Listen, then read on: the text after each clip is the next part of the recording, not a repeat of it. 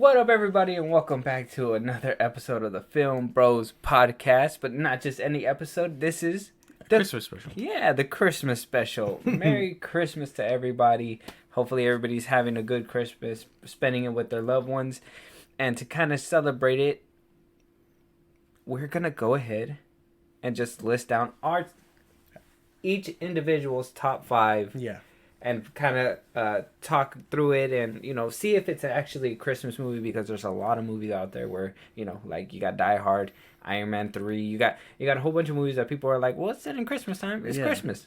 Yeah. Well, we're going to go ahead and give you our picks, and we'll see where it goes. Before we get started, you want to let them know where they can find us besides YouTube, if you guys are on YouTube already? If you want to hit us up anytime, Twitter and TikTok at FilmBros Podcast. If you want to listen to our other episodes while you're doing whatever, Spotify and Apple Podcasts at FilmBros Podcast. Yep. With that, we're going to get started. I usually give Josh the first one, but I'm going to go ahead and go first on this one because I like Christmas. We starting from 5? We'll start from 5 and go all the way down. Okay. Christmas, my first Christmas pick. And I picked this one recently. Okay. It came out maybe like a couple years ago. It was just, to me, it just really captured that spirit, in my opinion. And the movie that I'm talking about is called 8-Bit Christmas. 8-Bit Christmas. Yeah, 8-Bit Christmas. Mm-hmm. B-I-T. And it has Neil Patrick Harris in it. David Cross is in it. It has a whole gang of like new. Just to let everybody know, this is a spoiler free before we get any closer, because these are Christmas movies. We want to give less detail so you guys can experience the magic your guys' self. Yeah. But continuing on, it has a few new casts and everything. It's basically about a father trying to teach his daughter a lesson about Christmas, but by him telling a story about him wanting to get the most popular game back in the 80s, which was I believe the Atari. Mm-hmm. I've seen it a couple times. Literally just took me away. It came out last year, actually, in 2021. And I've seen it a couple times during the Christmas season last year. I watched it once this year. I'm going to watch it again on Christmas Day. Yeah. And it's just, I don't know. It's a great movie. I don't know. Have you heard about it? Have you seen it? No, I don't think I've heard of this one. Sounds good, though. Sounds interesting. You're going to have to show it to me. I don't think I've heard of this one. Yeah, we'll probably watch it on Christmas for sure. It's on HBO Max, for anybody wondering. So if anybody has a subscription, go check that movie out. But that's my 5th slot. I got to give... Are we giving it a rating, like an actual rating, or we're just going to give it numbers? We're just doing numbers. Numbers? Yeah. I don't this think isn't a real rating. Because Christmas movies, to me, like, they get a bad rap because they're corny, cheesy. Obviously, things happen that wouldn't in reality happen, so it gets knocked a lot by critics. So I don't want to give it a point scale. I'm just going to we're going to tell you guys from the heart what's our top 5. But that's my 5th one. I really love that movie. It's a masterpiece. If you guys need to check it out, and I'll show it to you later. Yeah. But what's your number 5? My number 5... Mine takes a real shift. My number 5 is Krampus. Krampus. Yeah. Okay. Came out 2015. I can't remember much of the cast members' names, but it's a going by the name, it starts off, with the real Christmas spirit, and then it takes a dark turn. Instead of getting Santa Claus, they get Krampus. So It's a really good movie. It's a horror movie. I know you've seen it. So, I mean, you can see where I'm coming from. Yeah. It's a good movie. If you guys haven't seen it, go check it out. I don't know if it's on any streaming sites, but I mean, DVDs are cheap, so. Yeah. I believe it's on Prime Video. That one's on Prime Video. I've seen it on there. If you guys are trying to check it out. And I believe on Hulu. I think it's on Hulu as well. I have the physical copy, so it is what it is. But spoiler alert, that one's also on my top 5. I won't give out what spot, but I do love that movie too. It does really take that Christmas spirit in the beginning and kind of twist it to something else that makes it scary. And if you guys have been listening to recent podcasts, you know that I'm a sucker for horror movies. And I love Christmas. So for them to be able to mix those two, Adam Scott's in it. I know a couple other good, well named, I believe. I have some names. Cochata Farrell, she was in 2.5 Men. They got some good cast in there, and it's a well done movie. If you guys love horror, if you guys love Christmas, it literally has the best of both worlds. Yeah, if you want a good twist on Christmas, this is one of those. Yeah, ones. and it fun fact, this movie actually has two endings. It has like an alternate ending as well. Yeah, the alternate ending is kind of, in my opinion, works a little bit better. But I know why they went with the theatrical version. I don't know if you ever seen it. Yeah, no, you're gonna have to show it to me. I won't spoil it for you. I won't spoil it for anybody either. But if you guys know, then you know. Okay. So, but yeah, Krampus is a good movie, and I can't even disagree with you. It is a Christmas movie. I gotta say it's a Christmas movie. It is definitely a Christmas movie. Like it just takes it and twists it on its head. So I mean, you can't get too mad at that one. Exactly. Yeah, it was pretty good. But moving on, we'll go to the fourth slot. My fourth slot. Yeah. It's a classic. My fourth slot's a classic, and it came out in the early 2000s. Took everybody by storm. I grew up with it. Jim Carrey's in it. A couple other people. Jeffrey Tomer. He has his boy Max the dog in the movie. It's How the Grinch Stole Christmas. Top five, number 4 slot. Only because it got bumped down by a few movies that either came before it or came after. But like I said, it came out in the 2000s. It was an interesting time because it was like right when people were like trying to push that age of technology, but also trying to keep a lot of their sets like practical. And I feel like this one had a good mix of both. CGI was good mixed with that practicalness, and it really had a lot of practical sets. I've seen like the bonus features for this movie, and they feature everything. Like you can walk down it. Jim Carrey in that suit, giving it his all as the Grinch, like that iconic. Will always forever stick in my head. The teeth biting the onion, like what's that? The thing that he does in the movie, like. That movie's just a masterpiece through and through. Yeah. Can't even argue whether it's a Christmas movie or not. We all know it's a Christmas movie. It's just how the Grinch took it away. Yeah. And yeah, it has to be a solid person's entry, right? Yeah, solid pick. It's not on my list, but I can see where you get it from. I was contemplating putting it on my list, and I was like, I don't know. I can't think of how many times, like, when I think of Christmas movies, that one ends up on the list, but I can tell you I haven't seen it that many times. No. Oh, man. I really, like, since I was a kid, I love this movie. But that's probably it because I literally, like, I seen it when it first came out. It wasn't, like, an older movie where, like, I just grew up into it. Like, this one actually, like, carried through with me through and through. And it's always been a kind of, like, a bright spot because I believe when I first seen it, too, is I seen the cartoon version, the old, I think it was, the 1980. And then right after I had seen that one, and I was just like, man, it's perfect. Like in the cartoon, like it has a different voice and everything, but giving it this comedic spin, and Jim Carrey just putting his all. You know, if you guys seen him as Mr. Robotnik, imagine him as the Grinch. If you guys haven't seen that movie just yet, like it's Jim Carrey at his finest, 100%. He does. Yeah, he's good. But yeah, I can see why it's in your pick. Yeah, it's nostalgia for me. It has to be nostalgia for me. Yeah, like if it isn't top 5, top 10 for sure. Yeah. No, it has to be in your top 10. If it's not in your top 5, I understand because there's a few Christmas movies that can go in front of it, and a lot that came out in the recent years that actually captured a good, Christmas spirit. But what's your number 4? My number 4. Okay, this was controversial. This is the one I was telling you. If we don't end up agreeing, I'll change it for the sake of not getting bad opinions. But okay. My number 4 is Catch Me If You Can. They meet every time on Christmas. He catches him on Christmas. The only thing that he doesn't get to see his family. He's it's a very emotional and good story, and it's the fact that every year on Christmas he's meeting Tom Hanks' character, and he's missing out on that family element. Even when he gets caught and he sees his mom, the Christmas movie. You see what I'm saying? Are the gears turning? Are you getting what I'm getting at? I know. I see it. So it is set in Christmas frequently.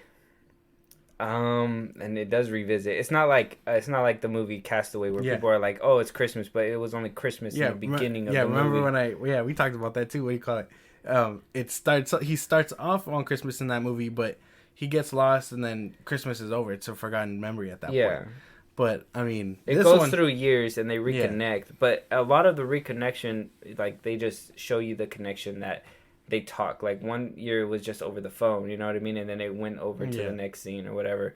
I mean, they do tiptoe into Christmas a lot, but I don't really believe like they lean into it as heavy to make it be a Christmas movie. I don't really think that it, like, yeah, it's set in Christmas. It's kind of like, I would say Die Hard, and this one has been kind of a controversial one too, but like, you know, it's set in Christmas time, but nothing really Christmas related is happening, but people say because it's set in Christmas time. It's a tricky one. I mean, I could give it to you if you really feel passionately about it. You see where I'm coming from. But I mean, that's a guy, because I mean, it teeter totters, and you know, like I said, there's a couple other movies that are different, but it does go back to Christmas a lot. I don't know. What do you guys think out there? Do you guys think his pick is wrong? Do you think he should change it? Do you think it's a safe bet to say it's a Christmas movie? Let us know in the comments, or you know, let us know at FilmBros Podcast on Twitter. Moving on. That's actually got me. I was trying to think like what other controversial ones that nobody's really talked about, and you know what? I don't think anybody's really talking about. Trying to tell you, man.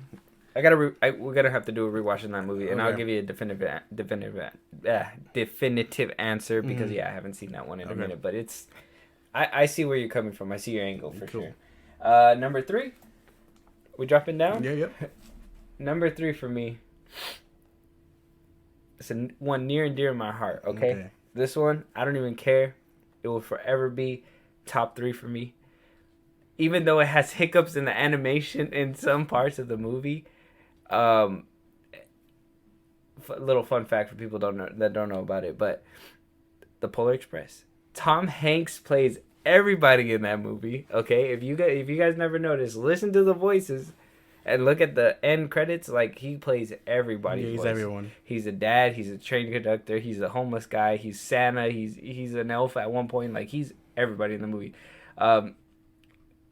This one came out in 2004. Like I said, this was around the time where they're trying to break through and keep pushing with the CGI. And, you know, this one made a nice breakthrough, in my opinion, for animation and CGI within animation. You know what I mean? That 3D effect, and it really pushed the boundaries. It's the book. If you guys have read the book as a child, at one point. I don't know who hasn't seen this movie. At one point, you should have. They showed it in school and stuff like that. I mean, if you were there before school, you should have showed it to your children at one point. But it's a solid movie. It does have its little hiccups and everything, but I feel like it really embodies that Christmas spirit. And every time I would see it every year, I only watch it during Christmas time. And every single time that I watch it every year, even though I've seen it so many times and I could tell you what's going to happen, at the very end, the music, the score, that cinematography for like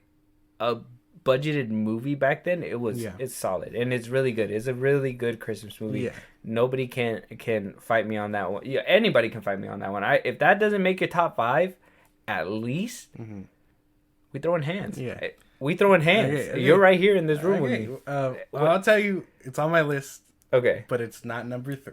Okay, my number 3 is The Nightmare Before Christmas. Sweet. I think this one has to be a real contender for Halloween or Christmas. Obviously everyone knows this one. If you haven't seen it, you live under a rock, I think. But I mean, we know the story. Jack Skellington gets tired of Halloween. He's trying to look for something fresh. He stumbles upon Christmas Town, or whatever they call it. Yeah. He sings his song. He's like, damn, I want to do this next instead of waiting for Halloween. He does it. It doesn't go all well. They kidnap Santa Claus. He finds out that he finds in himself that there was nothing wrong or whatever, and then he saves the day. Yeah. I think this one is just really good. Although it doesn't embody the warmth and heart of Christmas, it does also take a spin on it and put it on its head just as much as Krampus does. Just it's not a horror movie. Yeah. And this was a controversial one too. A lot of people say that it's a Halloween movie. A lot of people say it's a Christmas movie. I mean, I see the Christmas side. I don't want to advocate for either or, because I feel like it has a good mix of both. I think it has a good mix of that Christmas spirit along with the Halloween theme. I don't know. I want to say that who made it? Tim Burton, right? Tim Burton. I think Tim Burton put that to rest. I don't remember. I think don't we know. heard it from the man himself. Let me see. Hold on before we move on. But that's the thing. He spends the whole movie trying to Halloweenify Christmas. So I mean, he's trying to do things to Christmas. So I mean, I don't see why it wouldn't be Christmas. Selick considered Nightmare Before Christmas to be a Halloween movie, not Christmas. However, he called it the perfect collision between those two holidays. It is both and its own thing. Oh, see? So it could be either or. You can make an argument for either or. In my case, I'm thinking I'm making it more Christmas. Danny Elfman says it's a Halloween movie.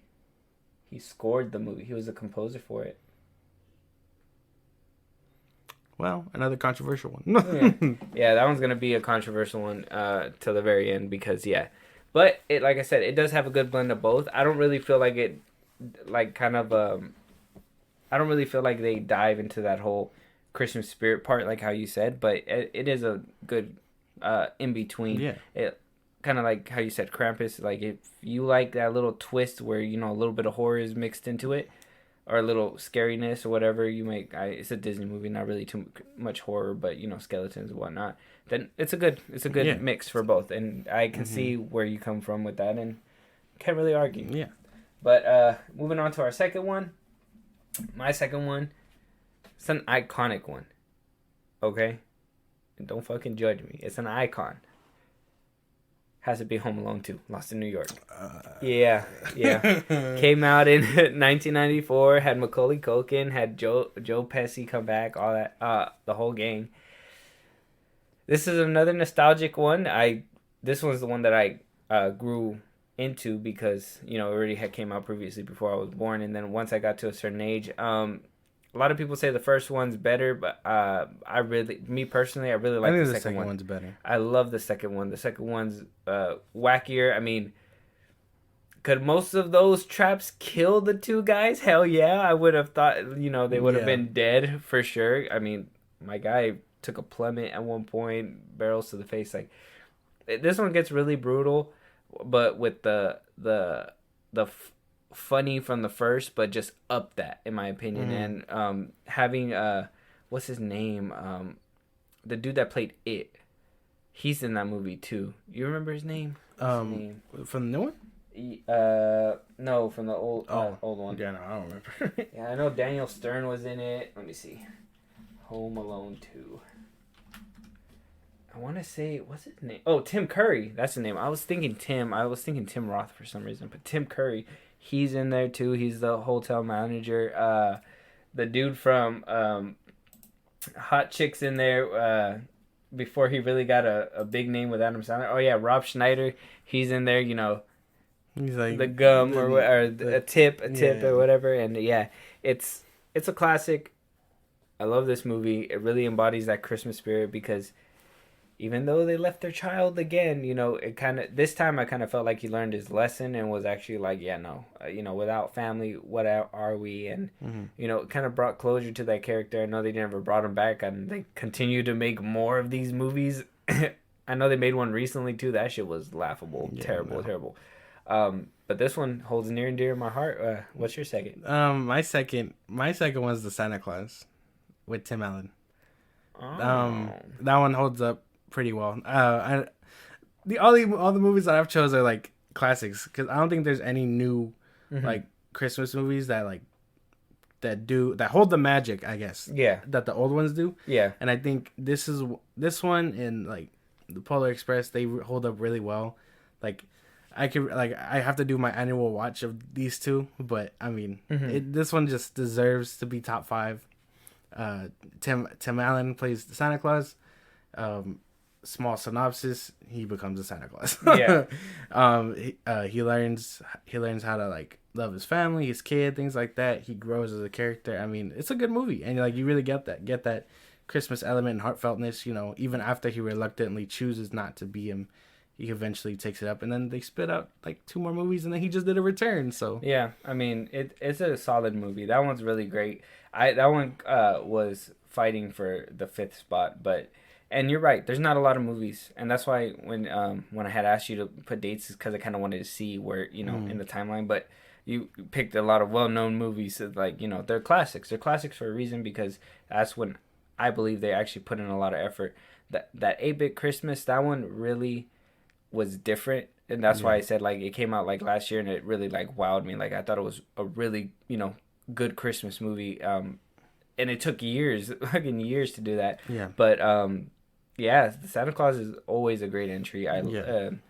Tim Allen was at his best. The child, his kid, had a lot of charisma in that movie. It was, he was young, but he was a great actor, and like you can feel every single scene when he feels sad and upset, and I feel like Tim Allen and the son's dynamic really sell this movie, and the stepfather, he was really funny in that one too. But yeah, Santa Claus is a solid entry. I can't even complain. Like that one's a good one. That one did fight for the top 5 for sure. I think that one, and I was fighting with that one and the third one, the one with Jack Frost or whatever. Yeah. Like I know that one's a little bit more silly, but like I like both of them kind of equally. You just like Michael Keaton, bro. You want him back as Batman, the whole bad. This isn't about the Batman. But with that, we're gonna go ahead and hit our number one. Number ones. My number one. You already said it earlier. It's my number one. It's Krampus. I fucking love that movie, bro. Like, I'm a sucker for like horror and like anything scary. Like, I'm a sucker for, like, I don't know if you've seen, actually you walked in on this when we were watching it, me and Julie, but Black Christmas, that one's a good one too. I would never crack my top 10, but it's, for me, I like slasher movies, I like horror movies. It's something good to add to that element of Christmas, because you associate Christmas with being happy all the time. Yeah. And that's why I said, like, Krampus really embodies that Christmas nature. Like, if you've seen the trailers, it really drew me in because it looked like a Christmas thing until it wasn't anymore. Yeah. And in the movie, it does the same thing. It's a Christmas movie up until it's not anymore. You don't feel any, like, a lot of suspense, and it hits you like a train, and then from then on there, you're on a different ride altogether. Yeah. So it really embodies the spirit of both. And so me being a sucker for Christmas and being a sucker for horror, they just really took my money. Having Adam Scott in there was a genius move, because he's hilarious. So it also has that bit of comedy sprinkled in, even with the Christmassy stuff and the horror stuff. So I think it's a perfect blend. It's well balanced. Yeah, it's a great movie. And yeah, that's the reason why I put it on the top, my number one, because it just has the best of both worlds for me. Mm-hmm. But yeah, man, you can't argue with that, right? No, you kind of see it. Yeah, I get it. Yeah. All right, what's your number one? The Polar Express. That's my number one. Nice. That one, I can't go wrong with it. Just like Santa Claus, this one just, like, I can rewatch it again. I have to do my annual rewatch, but like, this one just holds the magic and everything. And like you said earlier, like, you summed it up good. Like, the score, Tom Hanks just doing everything. Because I mean, he plays Santa. He plays he plays the adult version of the kid. Mm. He plays the dad. He plays the dude. The conductor, right? Yeah, is that his name? The conductor. Yeah, like he plays everyone. He gives it his all. Even if the CGI is dated or whatever. Yeah, you can tell that this is what paved the way for all that. Yeah.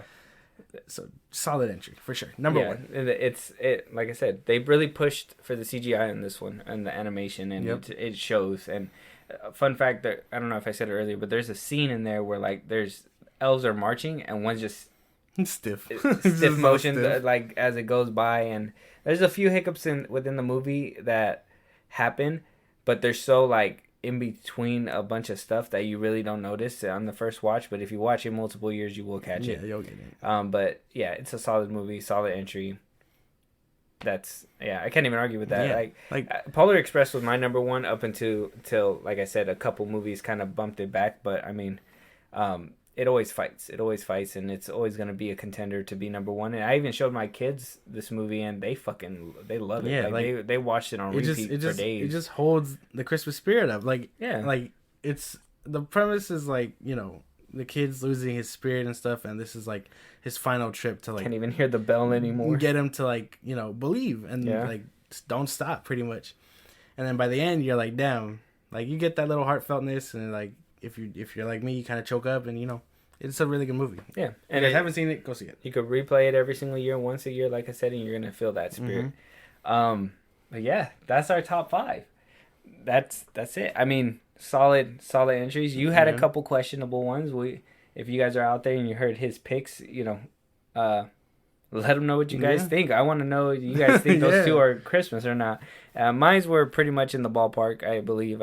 Christmassy. Maybe Krampus was kind of a little curveball, but you guys gotta understand, like, I fucking love horror movies, and if you can mix that shit with Christmas in the way that happened, I'm a sucker, bro. You're taking my money every single time. Like, it's a wrap. But with that being said, I hope you guys have a Merry Christmas. Let us know down in the comments, or at our @name FilmBros podcast on Twitter. Let us know, what's your top 5? What's your favorite Christmas movies? Which ones can you rewatch every year? Did you guys find a couple that are new this year? You get last year, the year before. Maybe you guys have a couple other opinions. Yeah.